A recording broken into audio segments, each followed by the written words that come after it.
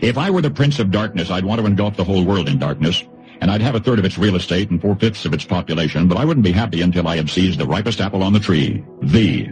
So I'd set about, however necessary, to take over the United States. I'd subvert the churches first. I'd begin with a campaign of whispers. With the wisdom of a serpent, I would whisper to you as I whispered to Eve, do as you please. To the young, I would whisper that the Bible is a myth. I would convince them that man created God instead of the other way around. I would confide that what's bad is good and what's good is square. And the old I would teach to pray, after me, Our Father, which art in Washington. And then I'd get organized. I'd educate authors in how to make lurid literature exciting so that anything else would appear dull and uninteresting. I'd threaten TV with dirtier movies, and vice versa. I'd peddle narcotics to whom I could. I'd sell alcohol to ladies and gentlemen of distinction. I'd tranquilize the rest with pills.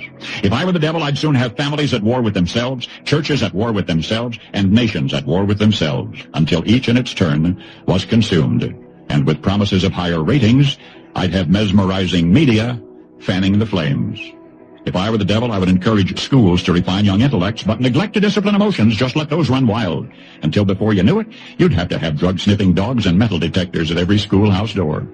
Within a decade, I'd have prisons overflowing.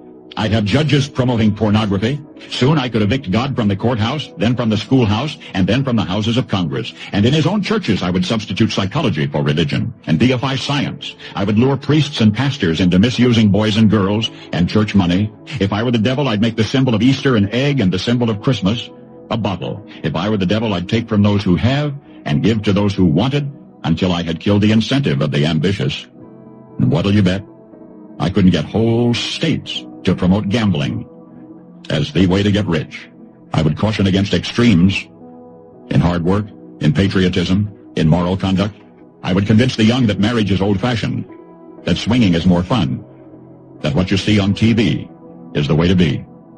And thus I could undress you in public, and I could lure you into bed with diseases for which there is no cure. In other words, if I were the devil, I'd just keep right on doing what he's doing.